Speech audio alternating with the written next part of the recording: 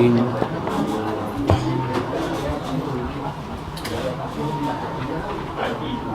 الحمد لله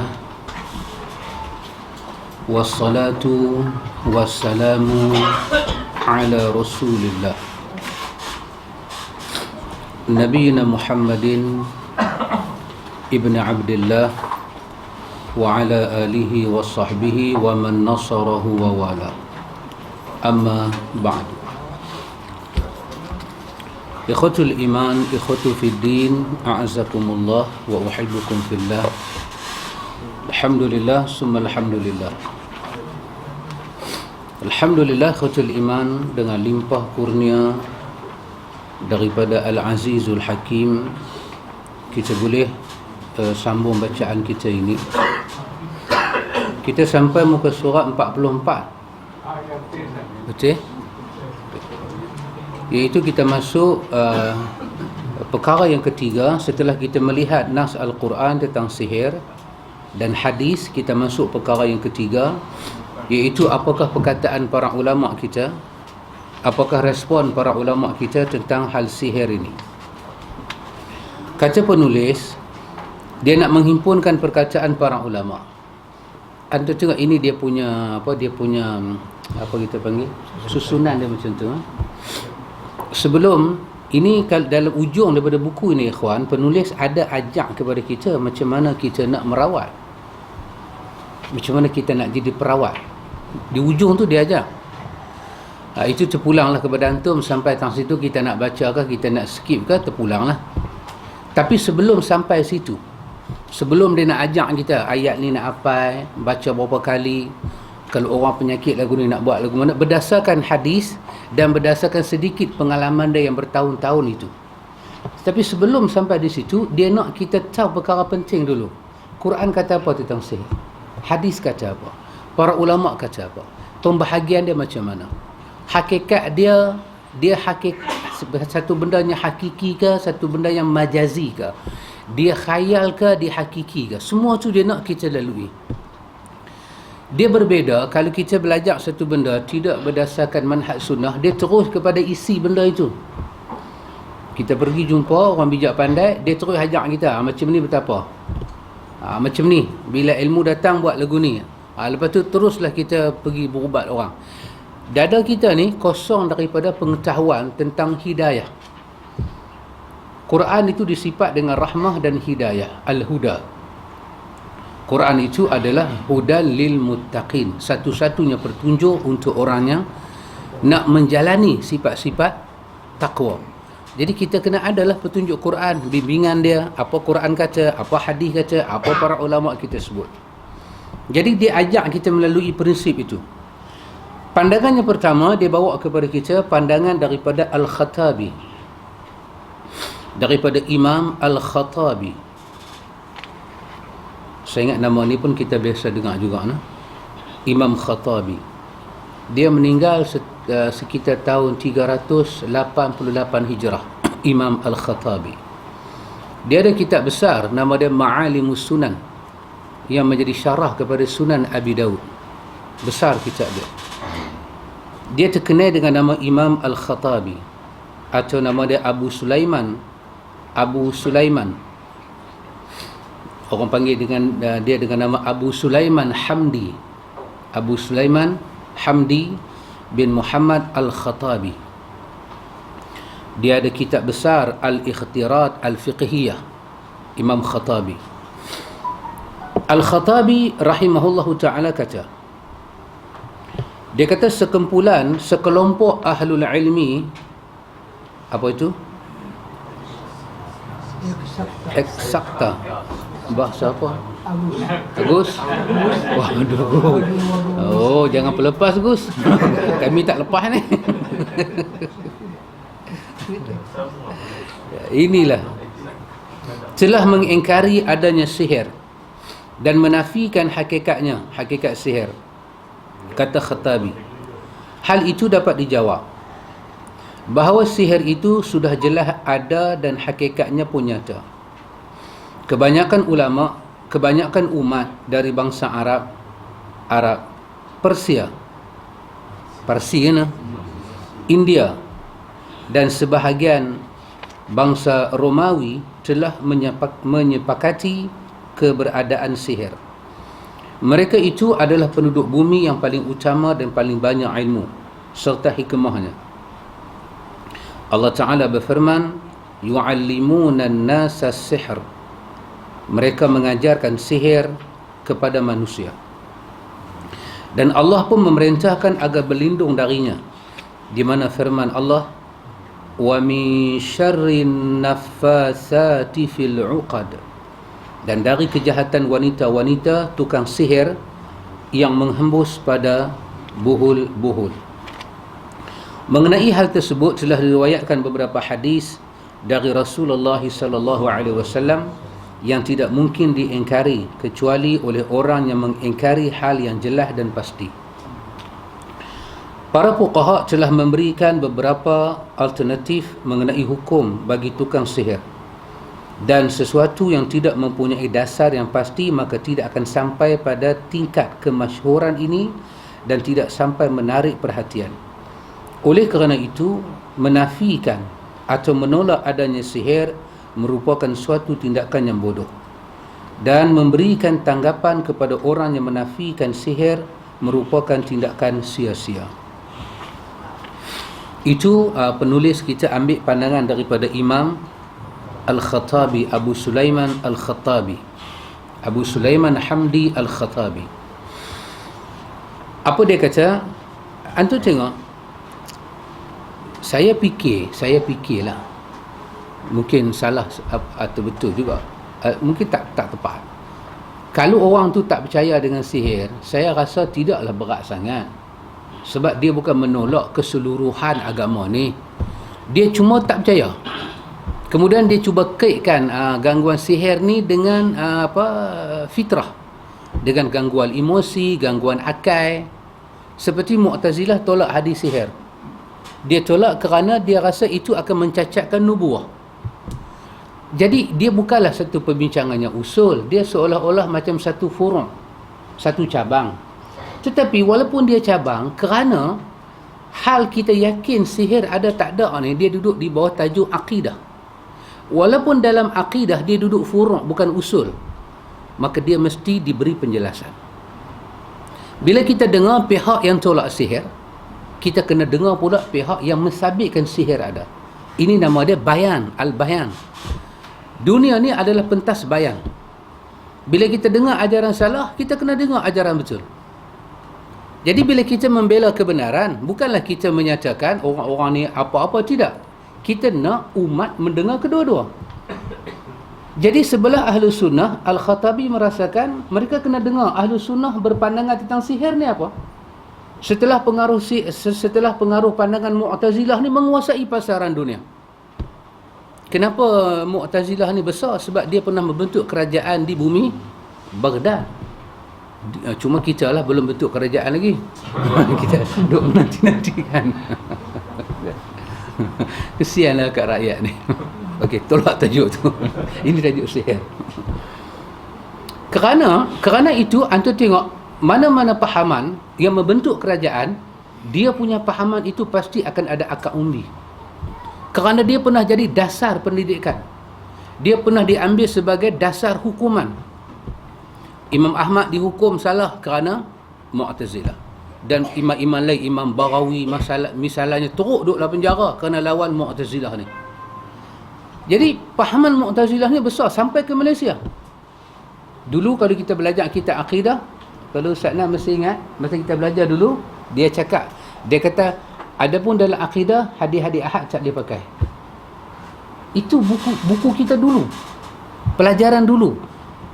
Tapi bila kita belajar balik, yang menolak hadis ahad dalam hal-hal akidah ni Mu'tazilah. Ahlu sunnah terima. Dia hanya mau hadis-hadis mutawatir, dan dia ada sebabnya.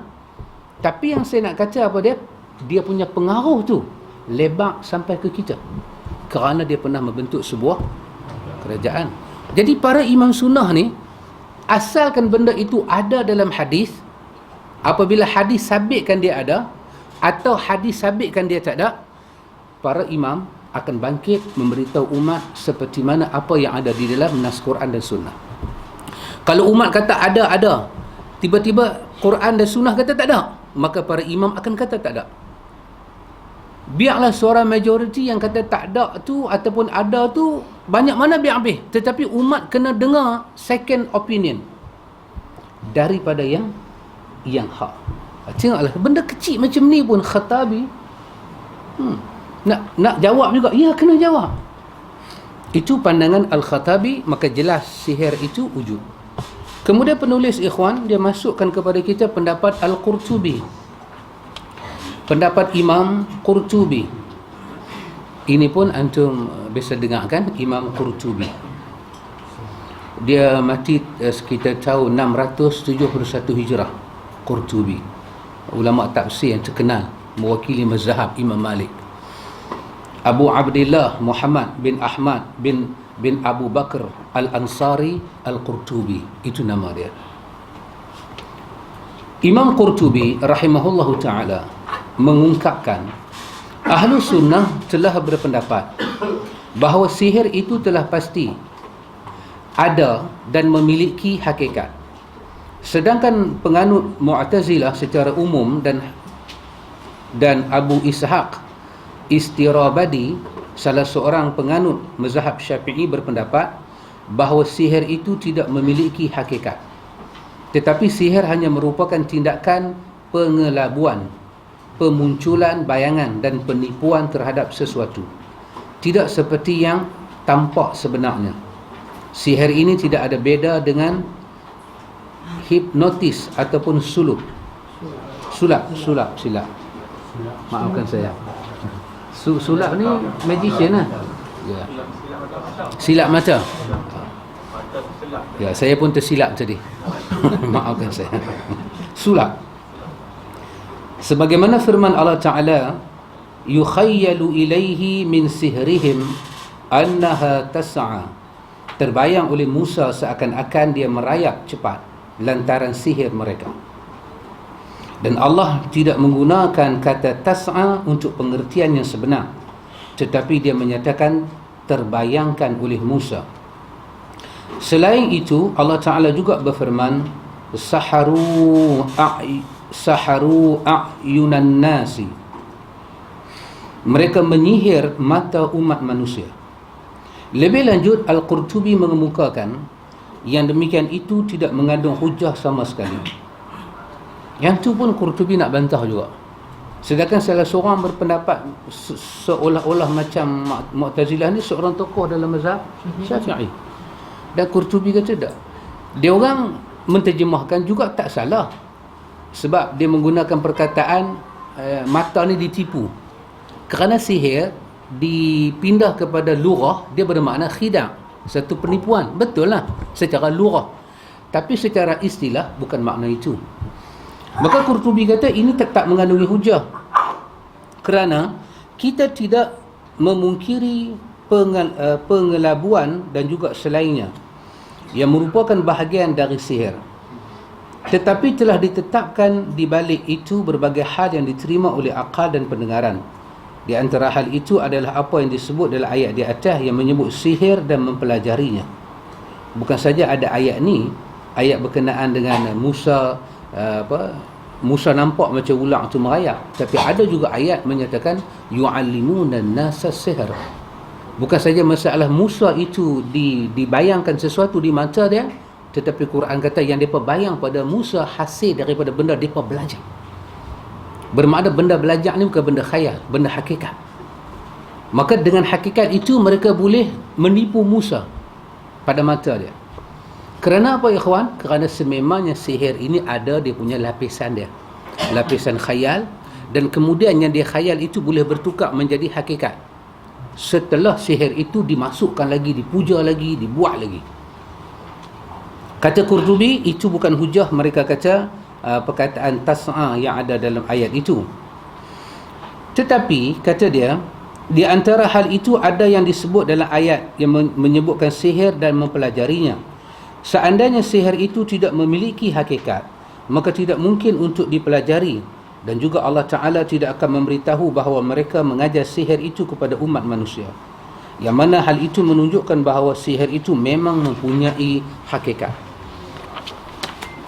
Begitupun firman Allah Ta'ala yang menceritakan tentang kisah para tukang sihir. Waja'u bisihrin azim. Betul Pak Long? Ini mat apa Pak Long? Mat wajib ke mat jaiz? Mat jaiz. Mat apa? Mat wajib. Maka wajib baca dengan 6 harakat. Ya, terima kasih Pak Long. Dia bacaan dia ja'u. Betul ha? Betul Pak Long? Betul. Ni dunia tengok tau Pak Long kata betul Saya tak tahu. Saya gagal interview tentang tajwid ni lah. Baca betul nama tak tahu. Dia tanya saya, ini nama mat apa? Saya kata mat asli kot. Terus dia kata tak apa. Kalau yang ni dia jawab mat asli, saya pergi tunjuk dia beritahu mat dot mampu. Dia kata tak apa. Okey. Saya tak berapa ingat. Jadi waja'u bisihrin azim. Jadi tanwin bertemu dengan ain, hukum dia izhar Pak Long. Betul lah? Izhar hakiki. Izhar halqi. Pak Long macam malu je. Banyak guru tajwid pemalu. Maksudnya mereka mendatangkan sihir yang besar. Dan surah Al-Falaq, di mana para ahli tafsir telah sepakat bahawa sebab turunnya ayat ini adalah berkenaan dengan sihir Labid bin Al-A'sam. Hal tersebut juga diriwayatkan oleh Imam Bukhari dan Muslim serta perawi lainnya. Dari Aisyah radhiyallahu anha, dia kata Rasulullah sallallahu alaihi wasallam pernah disihir oleh Yahudi, seorang Yahudi dari suku Bani Zuraiq yang bernama Labid Al-A'sam. Di dalam hadis tersebut disebut bahawa Nabi sallallahu alaihi wasallam pada saat mengubati sihir berkata, sesungguhnya Allah telah menyembuhkan aku. Kata asy-syifa adalah terjadi dengan menghilangkan sebab dan menghilangkan penyakit. Sehingga hal itu menunjukkan bahawa sihir memang ada dan hakiki. Jadi Nabi kata Tuhan telah menyembuhkan aku. Jadi perkataan syifa menunjukkan disembuh daripada sesuatu penyakit. Jadi kalau sihir tak ada, apa yang disembuhkan? Begitulah tuan kitab kita, dia menarik pandangan kita untuk melihat hujah daripada siapa ni? Daripada Qurtubi. Keberadaan dan kejadian sihir itu dipastikan ada melalui pemberitahuan Allah Ta'ala dan Rasulnya. Ulama' telah mengeluarkan ijma' kesepakatan mengenai hal tersebut. Dengan adanya kesepakatan mereka ini, maka tidak perlu dipedulikan lagi kebodohan kaum Mu'tazilah dan penentangan mereka terhadap pemegang kebenaran. Oh, tu dia. Tengok bahasa dia. Setelah kita tahu hakikat itu datang daripada Quran dan Sunnah, jangan kita peduli orang yang menentang Quran dan Sunnah, mereka dianggap orang yang bodoh. Ayat ini sangat umum. Siapa saja menentang Quran dan Sunnah, kita boleh panggil dia ya. Tapi jangan sebut orang lah. Sebut orang, dia bodohkan kita balik. Siapa bodoh? Kita kata dia bodoh, dia kata kita bodoh. So kita tak dapat kenal pasti siapakah yang bodoh. Selanjutnya Al-Qurtubi mengemukakan pada zaman-zaman dulu sihir ini telah tersebar luas dan banyak diperbincangkan oleh umat manusia, dan tidak nampak adanya penolakan tentang adanya sihir dari para sahabat dan para tabi'in. Jadi itu pandangan yang kedua. Lihatlah sikit tu pun dibedah, dikaji, dihurai. Sebab kesemua kita faham based on kita kata kita iktiraf dia agama, mesti kita faham dengan jalan yang betul. Dengan jalan yang betul. Baik, saya lalukan lagi. Sebab tajuk ni tidaklah tajuk besar sangat, saya lalukan baca. Yang ketiga, pandangan daripada Imam Al-Mazari. Imam Al-Mazari ni kita pun jarang dengar nama dia. Setengah bacaan dia baca Al-Maziri. Yang masyhur dia baca Al-Maziri. Ini satu tokoh daripada Tunisia. Seorang tokoh besar fiqh dalam mazhab Malik. Dia daripada Tunisia. Tunisia mana? Afrika, daripada benua Afrika.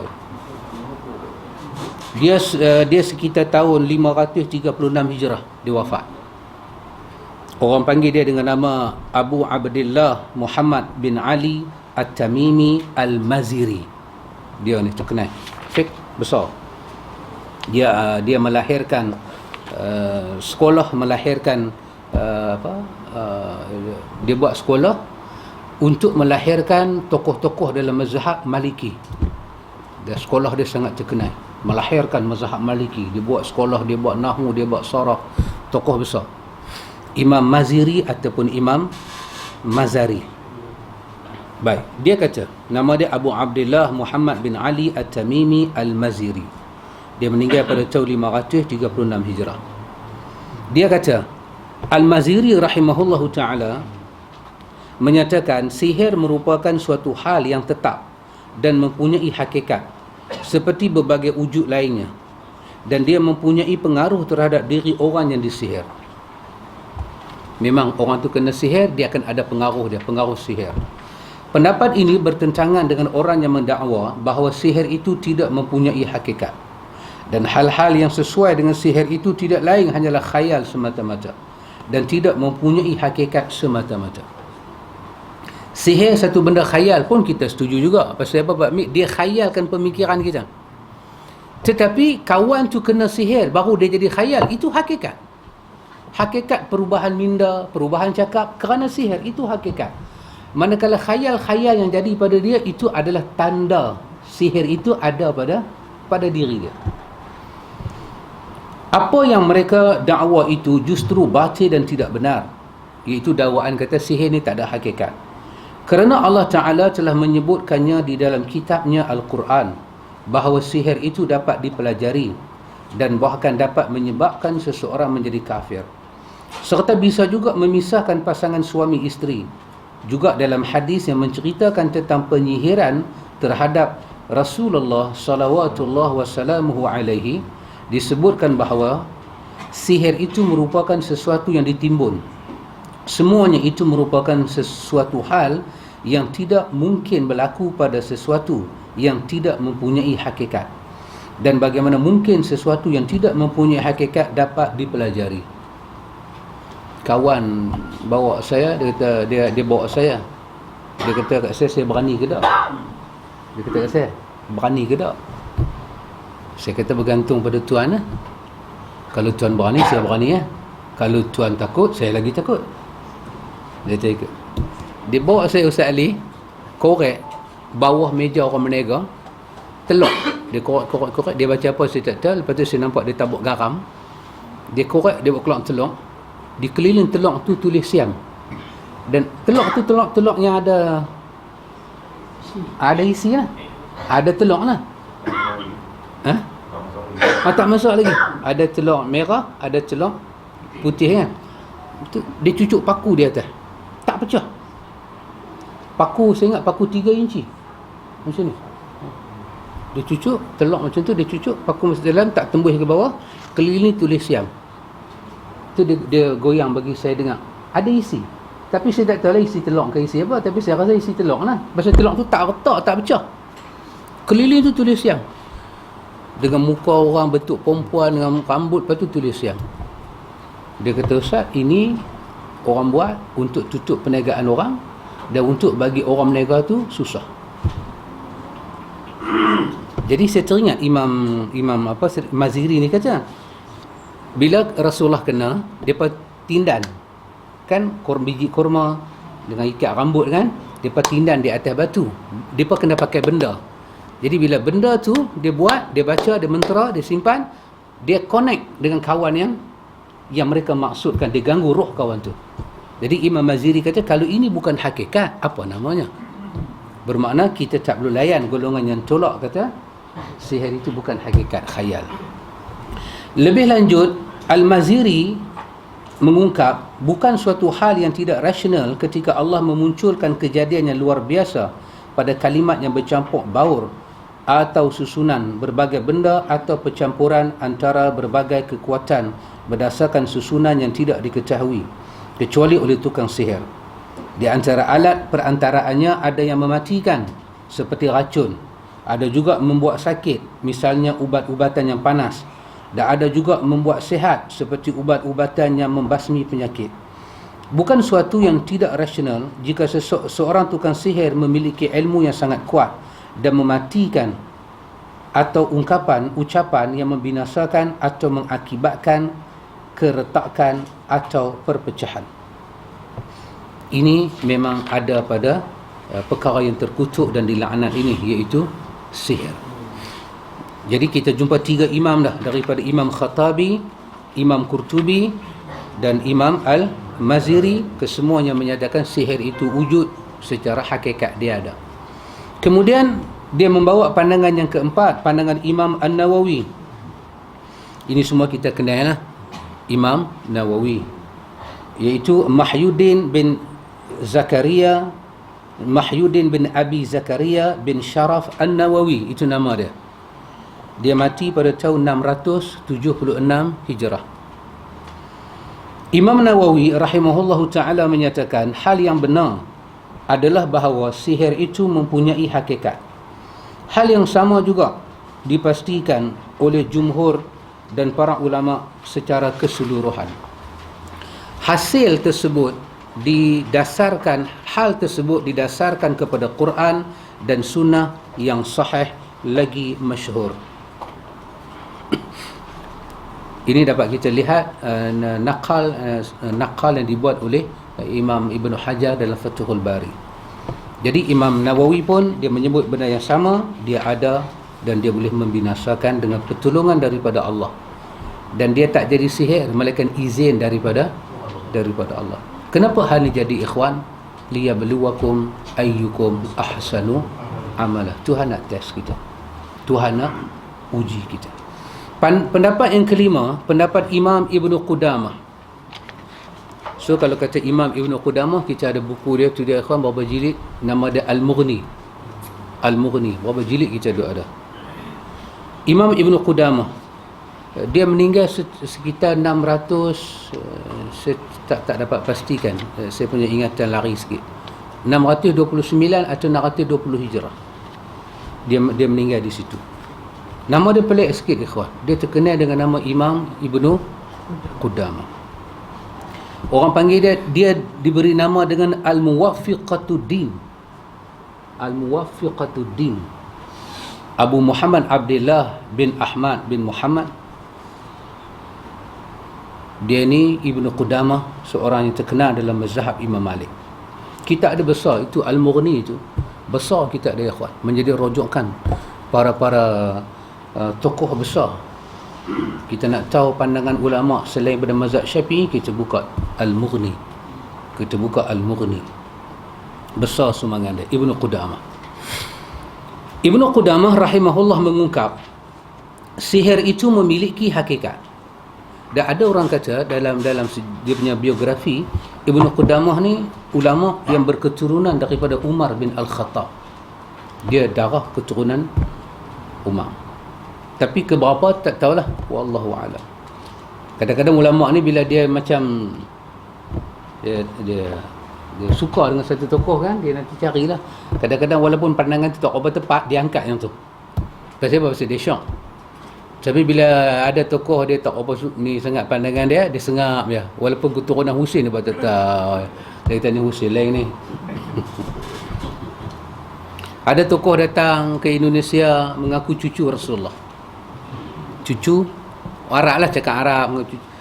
Saya tengok dia tu muda, lebih kurang saya rasa umur tak sampai 30 kot. Muka Arab lah, muka Arab tak sampai 30. Kok cucu? Kok cucu, bos? Kalau cucu Rasulullah ni Hasan Husin. Yang ni bukan cucu. 1400 Nabi dah wafat berapa lama dah? 1400 tolak 10 ha. Tarikh Nabi wafat. Tolak 10 tahun.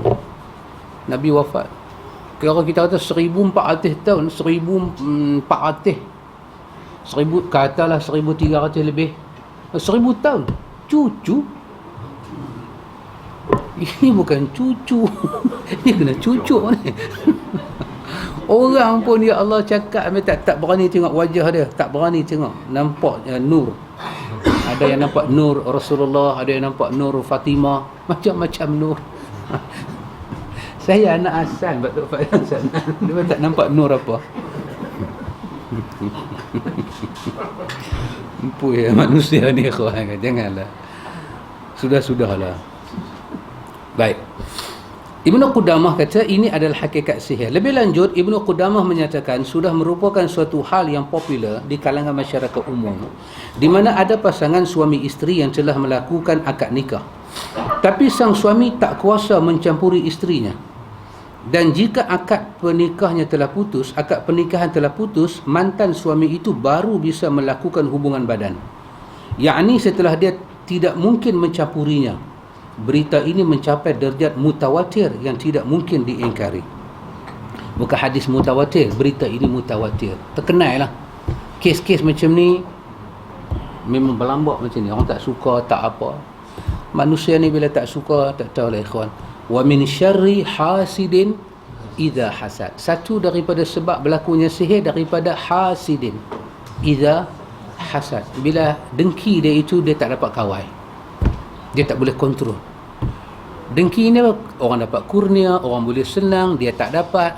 Dia kadang orang bercerai dengki. Pasal faham kahwin dulu pada aku.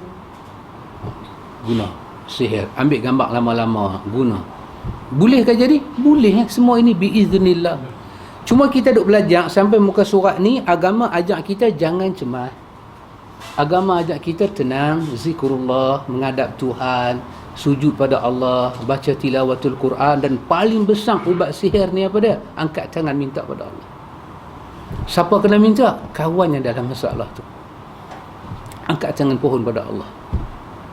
Kata Syekh Maulud, apabila kita boleh menghayati perkataan Subhanadzil jabarut wal malakut wal kibriya wal azamah, kalau kita boleh menghayati perkataan tu dan kita boleh baca dengan lengan ayat mata, kita akan melihat bagaimana alam bersuara terhadap ucapan yang kita baca dalam rukuk ataupun dalam sujud itu.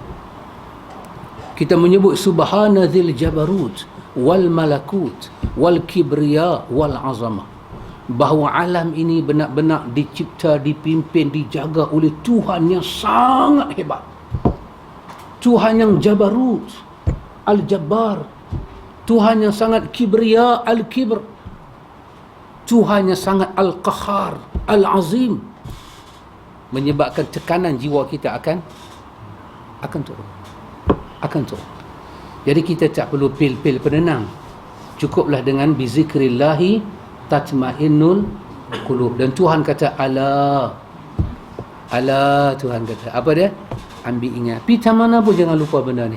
Hanya dengan zikrullah tatmainnul. Dan zikrullah macam mana? Sampai bila-bila kita pergi mana, kita kena ingat syahadah yang kita ucap ke hadapan Tuhan. Bila kita sembah Tuhan, kena ingat Muhammad. Bila kita sujud pada Tuhan, kena ingat cara Muhammad. Bila kita puasa, kena ingat cara Muhammad.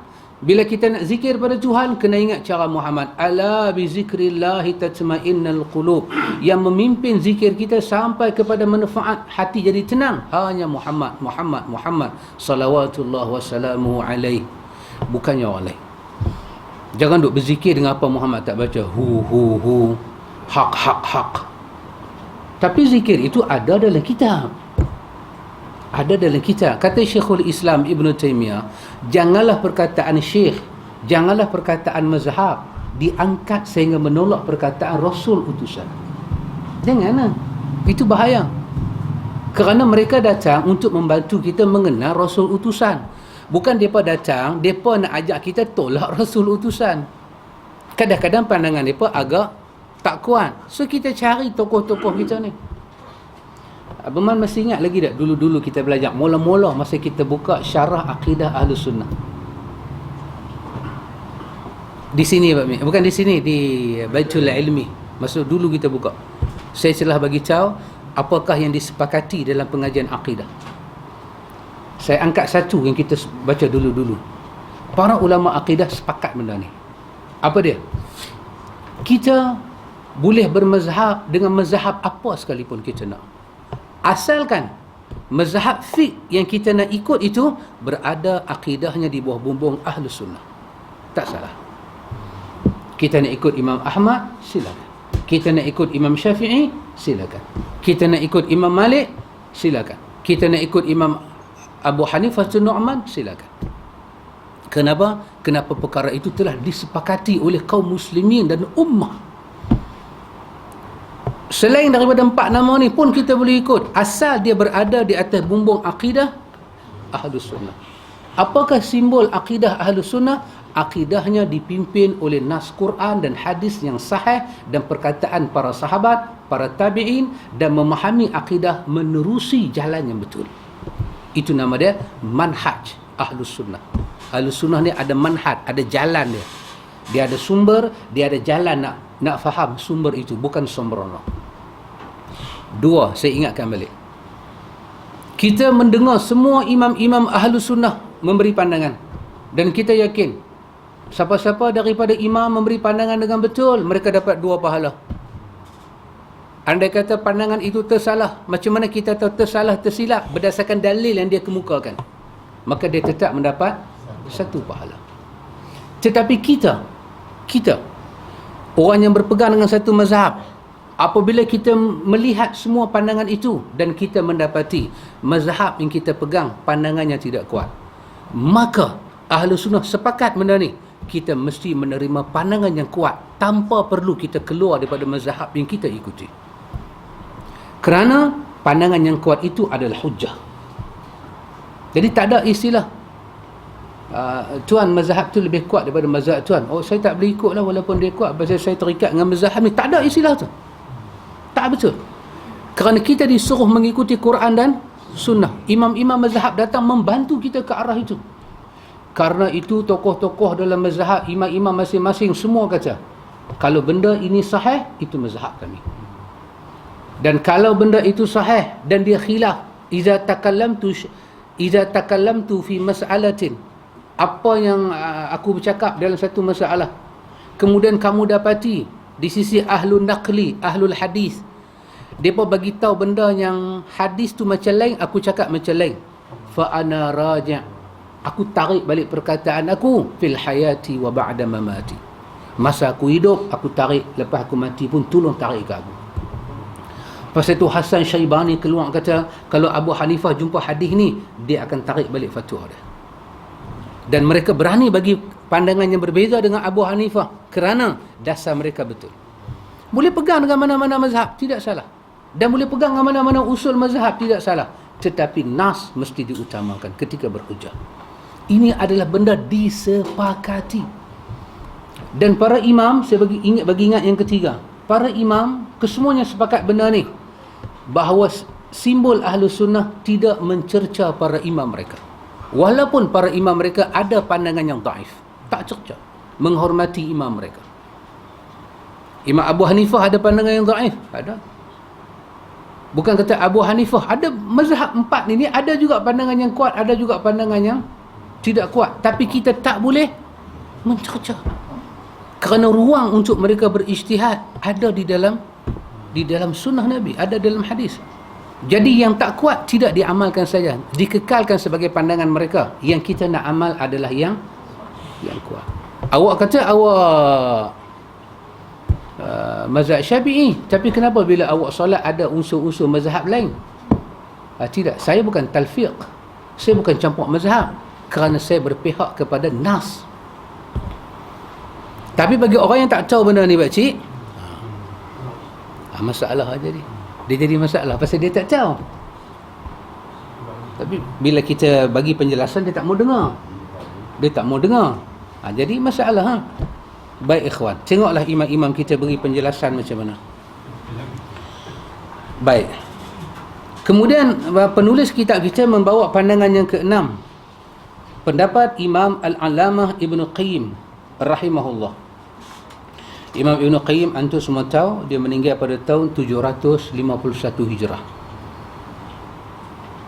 Dia dipanggil dengan nama Muhammad bin Abi Bakr bin Ayyub bin Sa'ad bin Samsuddin bin Ibn Qayyim Al-Jawziyah. Tokoh besar dalam mazhab Ahmad bin Hanbal. Orang besar. Kitab besar dia Zadul Ma'ad, sangat terkenal, dan dia ada usul yang besar. Dia antara imam yang bercakap tentang tazkiyatun nufus dia. Oh dahsyat, dia bercakap dalam kitab dia. Oh dahsyat. 2 jilid tebal-tebal lagu tu dia bercakap tentang madarik, tentang lapisan-lapisan jiwa, Ighasatul Lahfan. Oh dahsyat. bagaimana iblis datang, dia kacau hati manusia. Maksud dia kacau tu kita tak sedar. Dahsyat. Jadi di samping kita mengenal ketokohan Imam Ghazali dalam Ihya, cubalah beralih kepada Imam Ibnu Qayyim, baca buku dia tentang tazkiyah jiwa. Bila antum baca atau tengok huraian dia cerita lapisan jiwa ni macam mana kita kena ada sifat mukhbitin, kerendahan kepada Tuhan.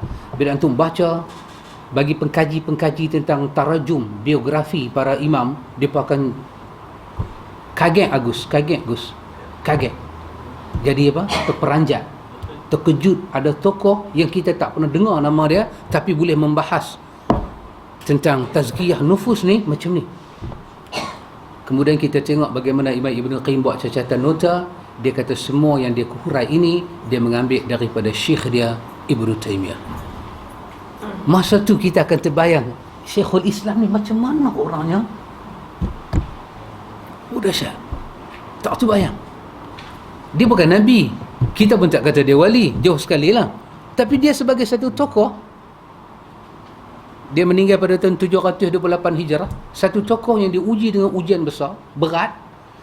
Dia boleh melahirkan tulisan kejiwaan yang diambil oleh murid-murid dia, seperti Zahabi, seperti Ibnu Qayyim, Al-Hafiz Ibnu Katsir. Kita kaget dengan dia punya tafsir. Dan dia kata apa? Semua ini aku ambil daripada guru aku. Tafsir dia hebat, tazkiyah dia hebat. Dia kata dalam bab ni, dia kata dalam kitab dia Badi' al-Fawaid, Al-Alamah Ibn Qayyim rahimahullahu ta'ala, terhadap firman Allah, wa min syarri naffasati fil 'uqad, dan dari kejahatan wanita-wanita tukang sihir yang menghembus pada bohol-bohol. Dan juga hadis Aisyah telah menunjukkan adanya pengaruh dari sihir dan bahawasanya sihir itu mempunyai hakikat.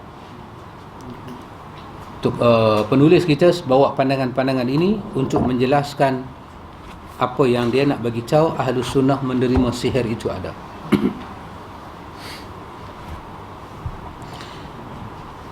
Yang ketujuh, pandangan yang ketujuh, pandangan daripada pendapat Ibnu Abil Aiz Al-Hanafi. Ibnu Abi Aiz Al-Hanafi, dia meninggal pada tahun 792 Hijrah. Dia mensyarahkan akidah Tahawiyah oleh Abu Ja'far At-Tahawi. Abu Ja'far At-Tahawi buat akidah Tahawiyah, dia syarah. Sangat menarik syarahan dia.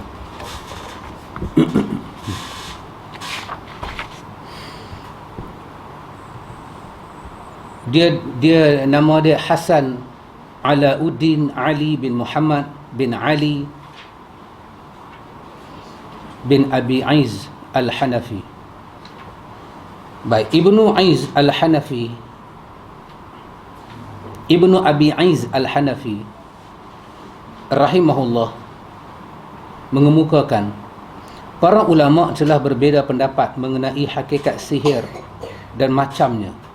Kebanyakan dari mereka menyatakan bahawa sihir itu bisa memberikan pengaruh terhadap kematian dan sakitnya seseorang tanpa adanya sesuatu yang datang kepadanya secara nyata. Takat ni kita baca, ikhwan, kita berjumpa pandangan 4 mazhab, tokoh-tokoh 4 mazhab berkenaan dengan sihir. Aizuddin Abdul Aiz Al-Hanafi mewakili mazhab Hanafi.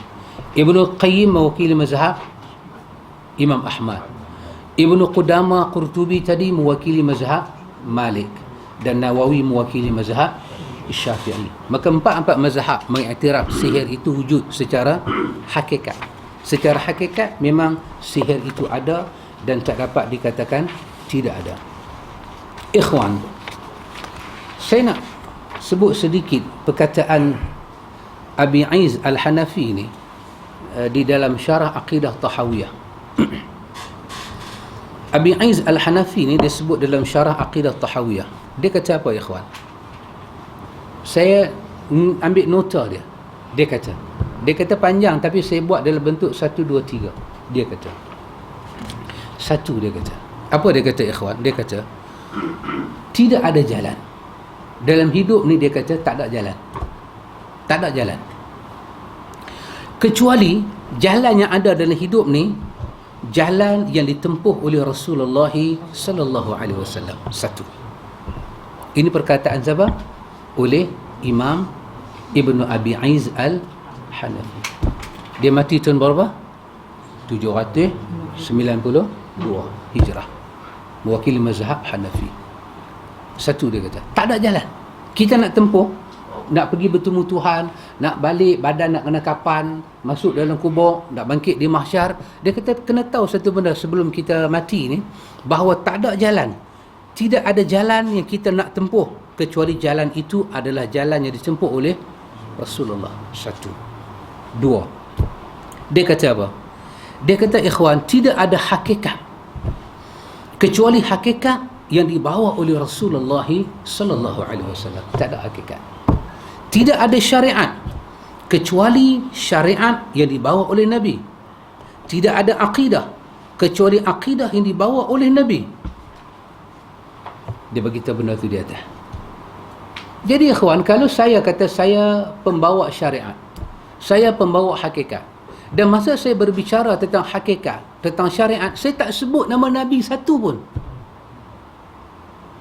apakah membuktikan saya di atas jalan yang benar? Jalan yang benar itu jalan yang Muhammad bawa.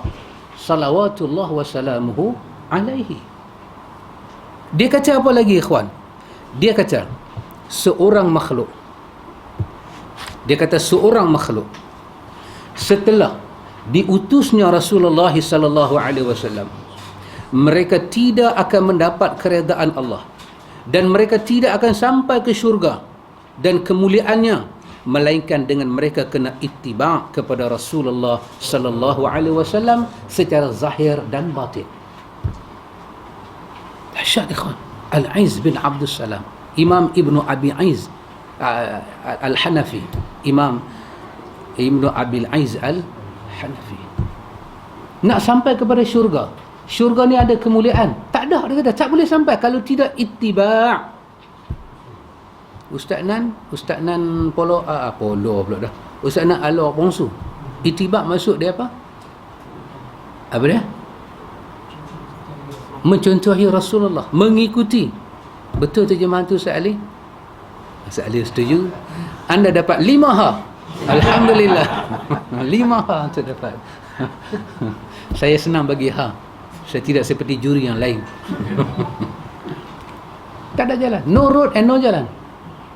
Nak jumpa siapa? Nak jumpa Rasulullah sallallahu alaihi wasallam. Tak boleh. Tak ada jalan. Kita tak sampai.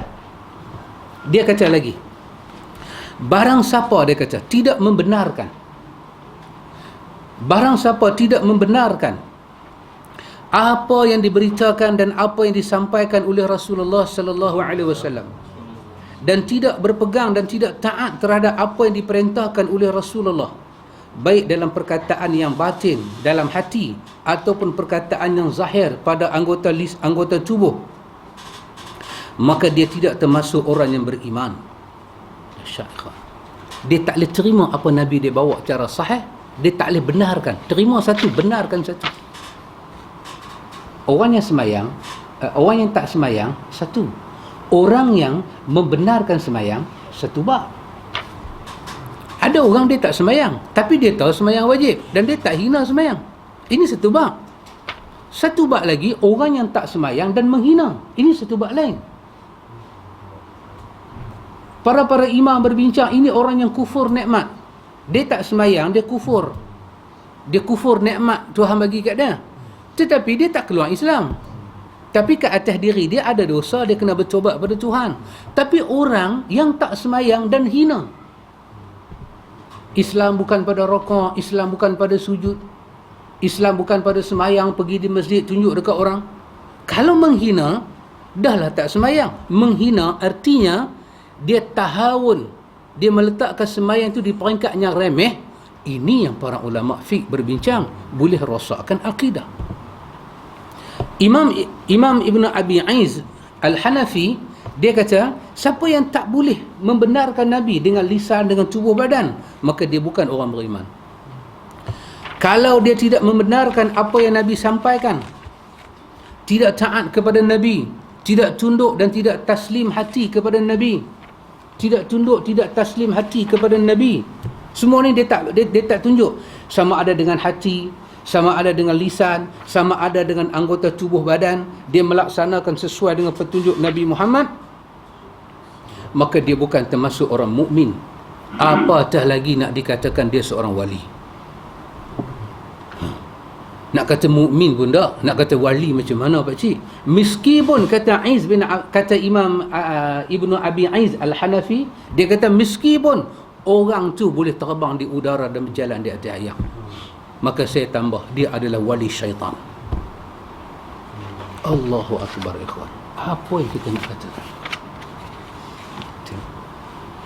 Ini nama dia sumber. Bila kita duk belajar, kena tahu benda ni. Kena tahu. Tadi saya jumpa satu kawan, dia tengok saya duk beli barang, dia tengok saya bak kat Siti Salwa. Ada orang tegur saya tadi. Dia kata, Ustaz YouTube. Dia kata Ustaz YouTube. Okeylah. Saya tak kata apa, saya sengak lah. Dia kata, Ustaz lah ni garang lah. Ustaz tak bagi muka kat lepas. Jadi kalau saya buka YouTube tengok muka Ustaz, mesti lepas ada sebelah. Dia kata kat saya, sudah lah Ustaz. Ustaz lawan mereka ni bukan ada ni pun. Tak, saya bukan lawan dia. Saya tidak lawan dia, dan saya pun tidak ada hal dengan dia. Tetapi yang saya nak bagi tahu apa dia, umat kena dengar dua benda. Setelah umat dengar penjelasan makrifat daripada ajaran lepas, umat kena dengar penjelasan makrifat dari segi Quran dan Sunnah. Saya bagi penjelasan. Saya tak menumpang popular dia pun, saya tak tumpang. Tak ada apa-apa dengan dia, hal dia. Saya pun tak mau ada debat apa dengan dia, saya buang masa dengan dia. Tetapi umat kena dengar penjelasan. Daripada Imam Khattabi tadi, Mu'tazilah kata sihir bukan hakikat. Kenapa dia nak cakap sihir ada hakikat, dan dia kata orang yang kata sihir tak ada hakikat ni tak betul? Kenapa dia nak bangkit cakap lagu tu? Kerana apabila ada salah fakta, mesti dibetulkan. Jalan bertemu Tuhan bukan sampai tak semayang. Jalan kita nak bertemu Tuhan, kita ni, orang ni ada iman dalam diri dia, ada bahasa tawaduk dengan Tuhan. Kita baca Al-Aiz Ibnu Abi Aiz Al-Hanafi ni, macam ni dia punya statement. Kita nak balik bertemu Tuhan tapi tak ikut Nabi, tak sampai kita kepada mardatillah, tak sampai. Dulu kita belajar hikam. Maksudnya kan kitab hikam ditulis oleh siapa? Dikatakan Tok Wali besar Syekh Athaillah Al-Askandari. Ditulis Al-Hikam. Oh dahsyat. Kita baca Tajul Arus Ustaz Ali. Kita baca kitab Tasawuf Tajul Arus, mahkota pengantin. Nama dia mahkota pengantin, tapi di dalamnya bicara jiwa. Tokoh-tokoh besar ni dikatakan makrifat. Mereka sujud pada Allah sampai mereka wafat. Ya, tak ada Tok Wali makrifat ni yang tak sembahyang, melainkan wali syaitan. Ya ikhwan. Dan saya mengambil inisiatif bagi tahu pada umat. Saya tak ada tauliah dan saya tak dibayar oleh mana-mana jabatan agama. Saya bagi tahu daripada diri saya sendiri. Saya dengar sampai dia orang cakap antum boleh, saya tak tengok. Saya kata saya tak pernah buka video mereka. Orang datang ke PKL, orang Ustaz tengok ni, depa pun batu api juga Ustaz ni. Dia bagi saya dengar. Saya dengar. Ustaz amat marah saya pula. Dia orang cakap depa ni duduk sembahyang ni sembah batu lah. Depa ni tahu ke hakikat Tuhan? Last kali dia hujung tu dia mencarut. Ya Tuhan, kalau Kaabah kita menghadap kiblat ke arah Kaabah, dia orang tak dapat beza dengan menyembah batu, apa makrifat mereka ada? Seorang bercakap, seorang lagi senyum. As-sukut alamatur rida. Diam itu tanda rida. Bolehkah kita kata lagu tu pada orang solat? Maka saya bagi penjelasan. Mesti penting. Dan dia orang ni pun dengar ceramah saya. Dengar pasal apa? Dia orang nak tengok terbaru saya kata apa. Ni yang terbaru ni. Mau cari pasal.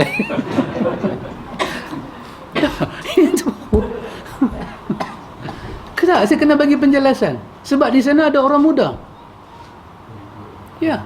Dalam duk bercakap tu, dalam kawan tu kata kat saya tadi tu, lalu satu budak-budak, dia pun kata, Assalamualaikum Ustaz, salam sikit boleh?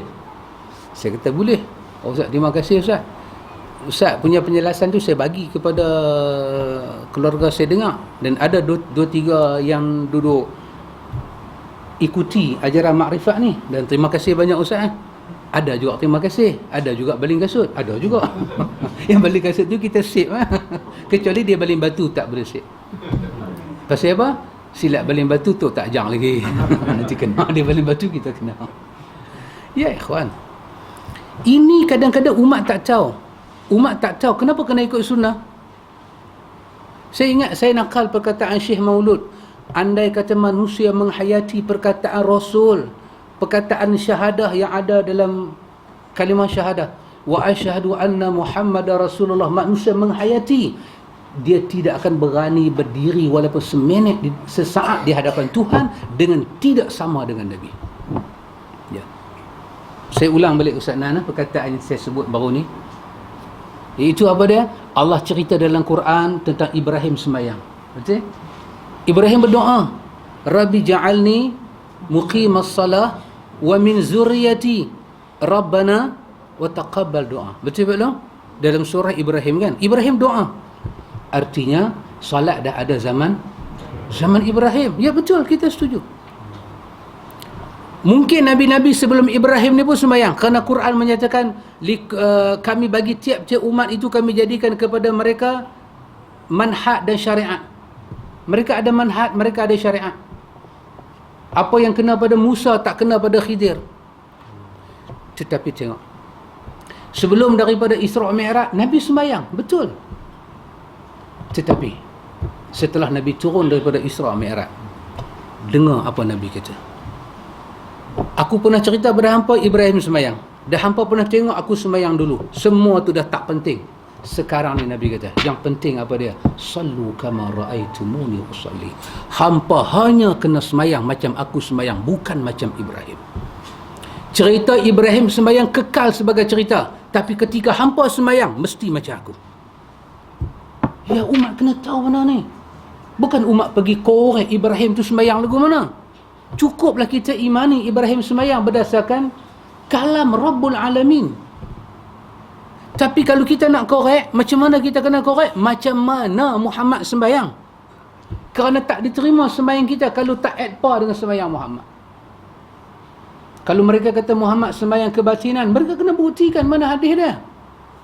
Jibril turun datang mengajak sembahyang, mengajak waktu sembahyang, kenai waktu macam mana? Sehari, 2 hari, 3 hari Jibril turun.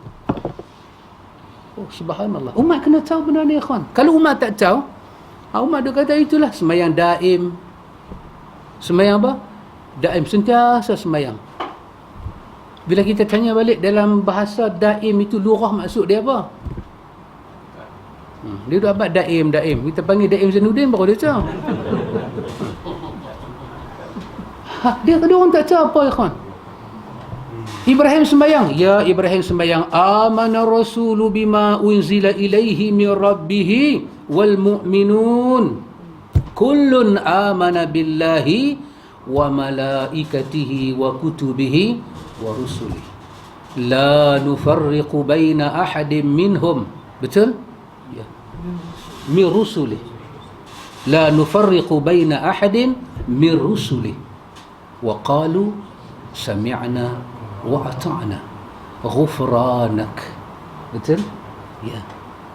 Allah kata amana rasul. Rasul itu sendiri beriman kepada Allah dengan apa yang Tuhan turun kepada dia. Ya. Awal pada Al-Baqarah Tuhan kata Muhammad, bukan saja kitab tu kami turun kepada hang, bahkan kena beriman dengan kitab yang kami turun sebelum daripada hang. Ya betul, beriman tentang Zabur, tentang Taurat, tentang Injil, tentang Suhuf, semua ada, betul semua ada. Tetapi setelah datang Quran kepada Muhammad, kita tak perlu tahu apa ada dalam Injil dan Taurat. Tak perlu tahu. Tak ada kewajipan Old Testament ke New Testament, tidak ada. Yang wajib kita tahu apa yang diturunkan Allah kepada Muhammad, yang diberi nama dengan Al-Furqan ini. Ya. Tiba-tiba yang tu umat tak tahu. Umat duk pergi kaji Injil ni apa?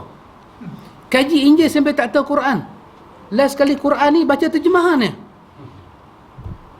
Tak boleh nak baca yang Arab. Mengajar tafsir pun baca terjemahan. What is going on? Apa yang jadi ni? Kalau baca yang Arab tu jadi macam mana? Saka tak mau keluar. Seluruh ahli makrifat dengan Tuhan ni, syarat nak jadi wali Allah ni, syarat utama, dia menjadikan Quran itu teman hidup dia. Kalau orang tu Quran tak boleh baca, kok mana ni? Kok mana ni? Saya tak pernah belajar Quran, saya tak pernah belajar apa, tapi saya boleh syarah Al-Quran. Wow. Yang tu. Ya. Satu benda ikhwan dalam dunia ni, kalau awak tak belajar, awak bodoh, adalah ilmu wahyu. Dia tak datang berleha-leha daripada langit muncul dalam mimpi. Tidak ada. Tak ada. Apa yang Muhammad buat sebelum nubuah, apa yang Muhammad buat sebelum turun-turun ayat Quran, itu tidak diambil i'tibar. Tak diambil i'tibar. Tapi setelah kerasulan dan nubuah, itu diambil i'tibar. Ya. Setelah Tuhan fardukan salat, Nabi kata, sallu kama ra'aitumuni usalli. Umat kena salat macam Nabi. Macam mana Nabi salat? Pasal tu ulama, anda tengok syarah kepada syarah kepada Fathul Mu'in, Ustaz, sampai dia sebut dia kata wala yaqulu biqauli usalli. Dia sebut, dia kata Nabi, apa hal dengan usalli ni? Saya fikir usalli ni tak mengganggu pun politik negara.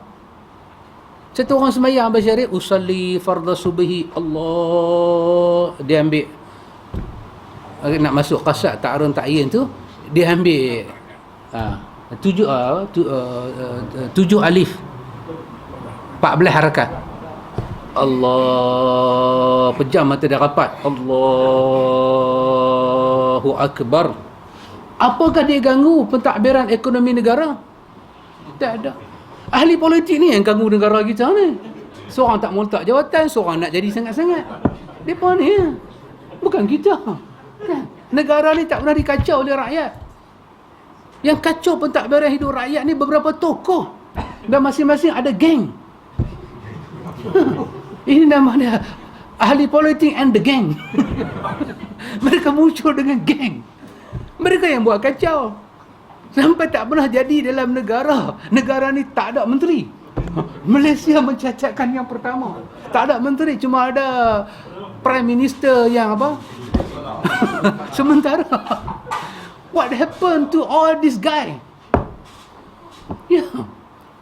Maka rakyat kena bangun untuk kehidupan antum. Rakyat dah sampai masa tegur pemimpin. Rakyat dah sampai masa beri nasihat kepada pemimpin. Para ulama yang makan gaji kena bangkit memberi nasihat kepada pemimpin. Ini bukan sifat dan landscape politik yang rakyat nak. Dan raja-raja kena bangun demi bangsa dan negara dan agama. Bercakaplah benar walaupun pahit. Ya. Rakyat ni semua bagus-bagus Abang Syarif. Yang curi ke getah skrap tu tak kacau pun ekonomi negara. Tak kacau pun ekonomi negara. Dia tak curi lagu tu, curi kasut di masjid. Mana tak ada. Orang yang pergi kahwin di Siam, 2-3, tak kacau pun negara. Bahkan dia bagi duit kat negara lagi, balik kena saman, dapat 1,000. Negara dapat 1,000. Dia pergi kahwin di Siam, negara dapat 1,000. Lah naik dah 2,500. Setiap tindak tanduk rakyat, sama ada kita salah, kita tak salah, we pay to this country. Hatta kita diam, kita pay, kita bayar untuk negara ini. Tiba-tiba pendirian rakyat tidak dihormati. Oh, tak boleh kawan.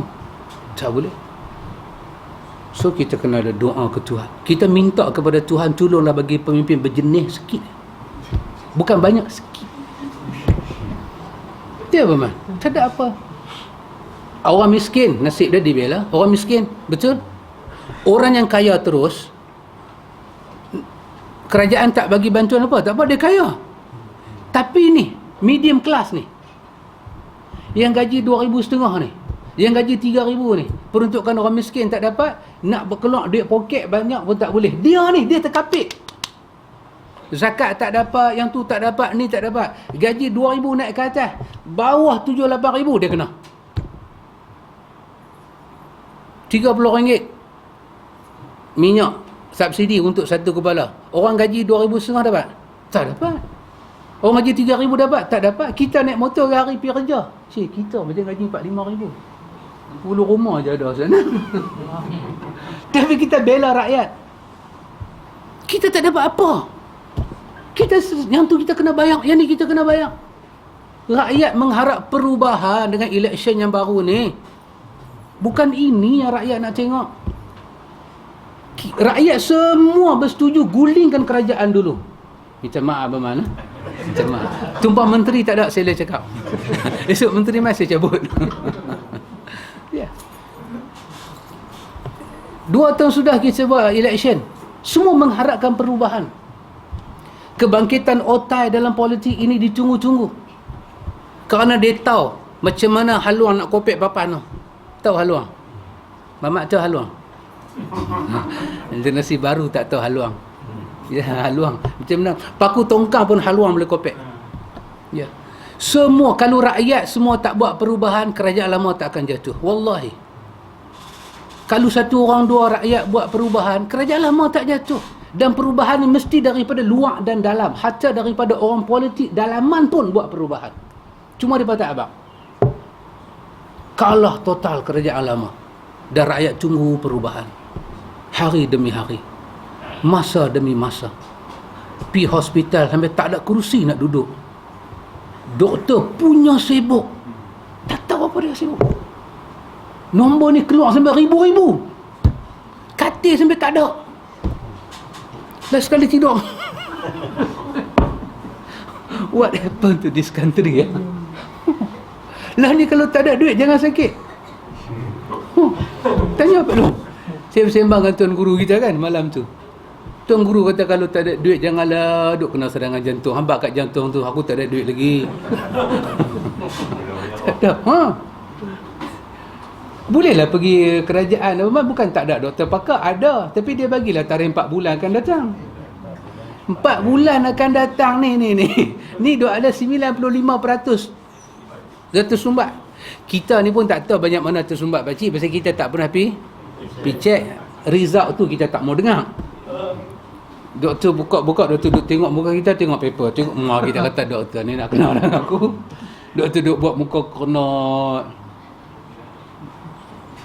Kalau salah 2, kita pergi doktor kata full sumbat. Satu tersumbat pun ikhwan, satu tersumbat ni pun 34,000. Hak gelandangan tepi jalan tu kira arwah lagu tu lah. Ya. Bukan negara ni tak ada saving ataupun servis, ada tapi tak diurus dengan baik. From beginning. Betul Pak Long? From early. Yes. Bila kita develop this country, after kita merdeka, 57, maafkan saya. Ya. Bukan saya kena sihir, saya terlupa. Ya, kita develop, rakyat yang develop. Ya, tentera yang develop. Tapi ada orang bila duduk di ketenteraan macam jadi papeh duduk situ. Dulu masa dia turun berceramah, hebat, saya akan buat begini, saya akan buat begitu. Duduk situ jadi keramat hidup. What you done to this country? Untuk rakyat. Rakyat duk teropong dengan teropong Menteri Fasola. Duk tengok you. Kuasa ni lebih dahsyat menyihir manusia daripada mentera. Kuasa. Lupa orang bawah. Dan ini adalah tabiat pemimpin-pemimpin di kalangan orang Melayu dalam negara ini silih berganti. Sikitlah sangat mereka buat untuk rakyat. Dan banyak mereka bercakap sama-sama mereka. Dan kali ni rakyat melihat telatah macam ni, rakyat mula jadi fed up. Nak pilih siapa? Rakyat dah tak tahu, isi khorah pun tak lepas. Yes. Tetapi ikhwan, for this country, for future this country, untuk kita punya anak cucu, kita tetap kena buat perubahan. Kalau diminta kita buat perubahan, buatlah perubahan yang baik. Buat perubahan yang baik. Kerana apa yang kita buat hari ini, anak cucu kita akan tanggung pada masa yang akan datang. Kesian kat kita, ikhwan. Kesian. Itu tak ada apa-apa, itu hanya luahan hati belaka. Yalah tol Jambatan Pulau Pinang turun tu, alhamdulillah lah. Yang tu memanglah alhamdulillah, rakyat nanti lama dah. Tapi kadang-kadang benda ni turun, dia bila dekat-dekat nak pergi election. Dah 2 tahun nak masuk 3 tahun, so seolah-olah move untuk apa? Untuk election yang akan datang. Perangai tu serupa siapa pun. Tidak betul-betul buat untuk negara. Orang-orang bukan Islam yang jadi menteri, bila mereka jadi menteri dulu seperti kaduk nak junjung. Kata dekat agama orang, kata dekat bangsa orang, hina orang Melayu ni seolah-olah kaduk lupa junjung. Dan menteri-menteri Melayu tak kata apa. Rakyat jadi sakit. Rakyat sakit. Berapa isu? Oh, you tak tegak masa tu, law baru nak abang.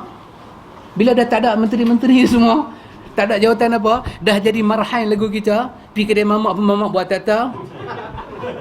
Dulu mamak kata you menteri tak apalah, tak bayar lah, bayar. Sekupang pun hang kena bayar. Lah jadi muka welfare. Barulah saya apa? Mau pergi pelepah nyok kat hamba. Ya, Allah uji mereka dengan kuasa, mereka lupa kita ya kawan. Pasal itu dikatakan tanggungjawab. Tapi banyak kita menjawab, menanggung tak ada. Kita ni answerable di hadapan Allah. Answerable. Betul? Kita akan dipertanggungjawabkan di hadapan Allah. Saya dan kita semua bertanggungjawab. Jadi ikhwan, saya juga kena jawab pasal bagi sebelah dah tak berhenti, saya jawab juga. Pasal apa? Pasal emosi terganggu. Molekul tak sihat itu yang banyak. Jadi insya-Allah ikhwan, setelah ini kita masuk bab ketiga, iaitu bab apa dia, pembahagian sihir. Kita tengok sihir ni ada berapa jenis ikhwan. Kita tengok. Dan cubalah kita tengok macam mana dia bahagi sihir itu. Wallahu ta'ala a'lam. Subhanakallahumma wa bihamdika asyhadu an la ilaha illa anta. Ya, Mas.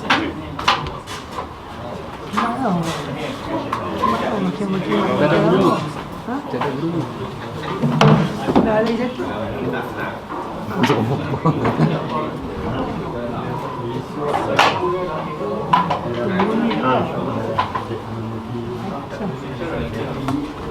So, bingung apa lah?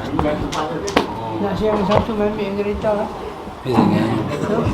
Pasti nak duduk sana. Kalau main ambil saya duduk sana. Main kereta film ni. Main kereta saya lah bancar. Tak ada ni kancing kan. Musik karo.